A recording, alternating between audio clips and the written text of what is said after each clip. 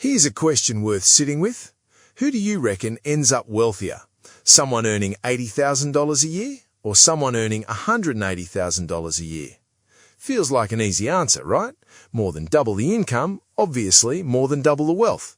Except right now in Australia, there's a very real chance the $80,000 earner is quietly building more long-term wealth than the $180,000 earner. Not because of some clever tax trick, because of one habit that has almost nothing to do with the number on the payslip. Before we get to why, let's actually walk the ladder from the national minimum wage all the way to the top 1% of Australian income earners, because the gap between what a salary sounds like and what it actually buys you in 2026 might surprise you. At the bottom sits the national minimum wage, currently $26.44 an hour. Full-time, that's a bit over $52,000 a year before tax, landing at roughly $45,000 a year after tax, about $1,731 a fortnight. In a capital city, rent alone can eat $600 to $700 of that a week, and in Sydney, the median house price has pushed past $850 a week. Add groceries, power, phone and transport, and there's genuinely almost nothing left. That's not a failure of character. The system at this wage was never really built to let anyone get ahead. Step up to $60,000 and you're sitting close to the middle of the pack. The typical Australian taxpayer earns around $66,000, and the typical worker, including part-timers, earns about $75,000. After tax, $60,000 leaves you around $50,280 a year. There's finally a little breathing room, maybe an extra $100 a week. At $80,000, something genuinely shifts. After tax, that's $63,880 a year. You're earning more than 60% of Australian taxpayers. You can rent a decent place solo outside Sydney, top up your super beyond the compulsory rate, and build an emergency fund without white-knuckling it.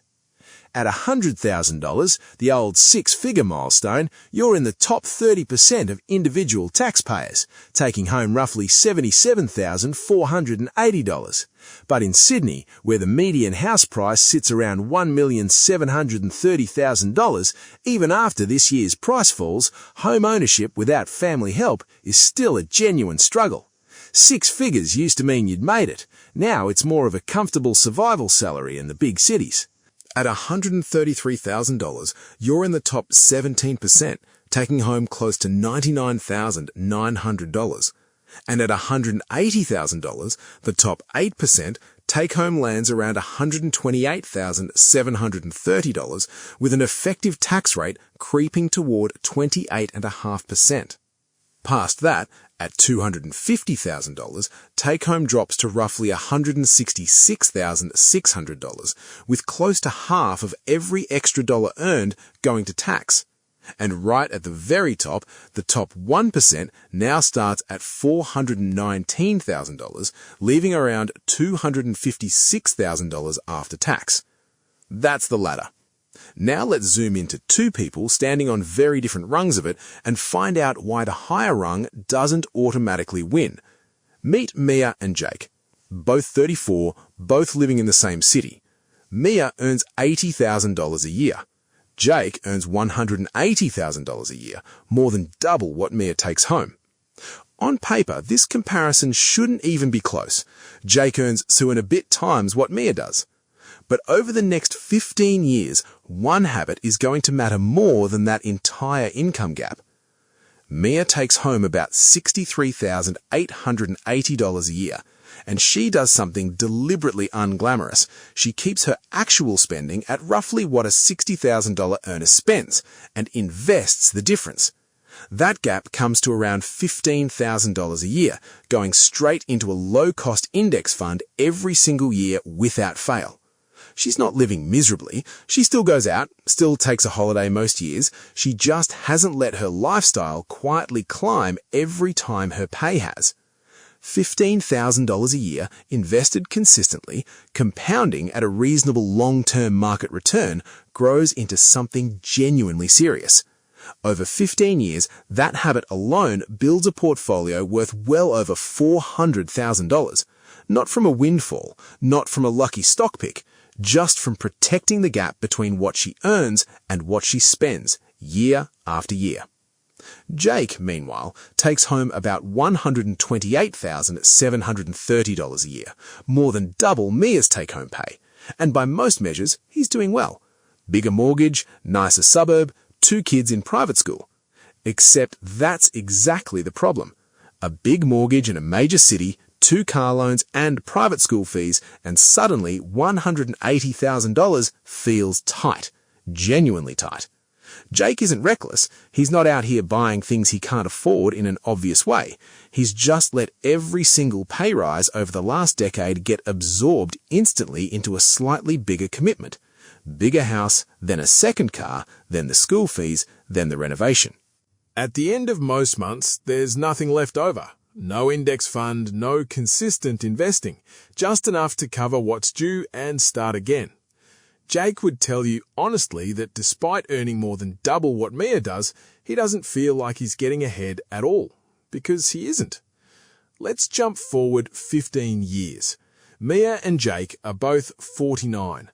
Mia's investment portfolio, built entirely from that consistent $15,000 a year gap, has grown to well over $400,000. On top of her existing super, she's sitting on a genuinely flexible pool of wealth that has nothing to do with her home, nothing to do with her job continuing forever. It's just there, working for her. Jake, despite earning more than double Mia's income the entire time, has built essentially nothing outside his home equity.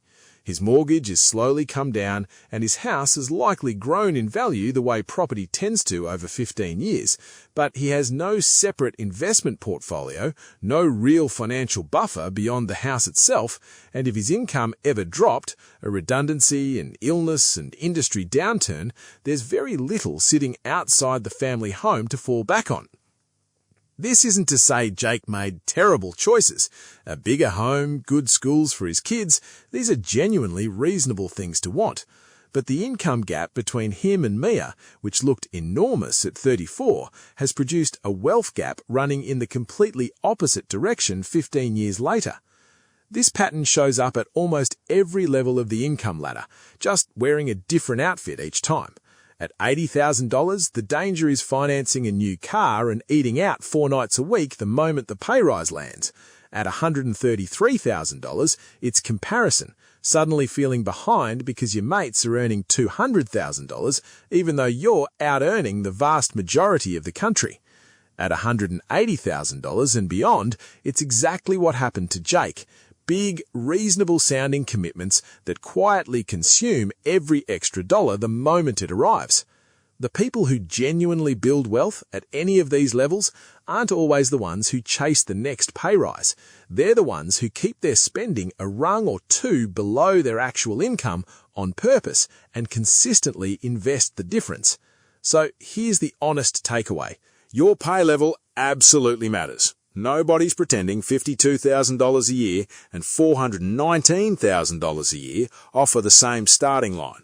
But past a certain point, the number on your payslip stops being the main character in your financial story.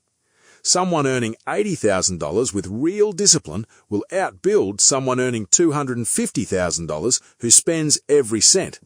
The gap between what you earn and what you spend is where wealth actually lives, quietly, in the background, whether your income is $52,000 or $419,000. Mia and Jake started at very different points on the income ladder. 15 years later, the gap between them looks nothing like anyone would have predicted at the start, and it never had much to do with talent, luck, or even the industries they worked in. It came down to one repeated decision made quietly year after year: protect the gap or let the lifestyle swallow it whole. Wherever you sit on this ladder right now, that's really the only question worth asking yourself tonight. Not, how do I earn more, although that helps too. It's, what's actually happening to the gap between what I earn and what I spend. If this shifted how you think about your own income, hit subscribe for more videos unpacking the everyday money decisions Australians are actually making right now. And let me know in the comments, where do you sit on this ladder? And is the gap working for you or against you? See you in the next one.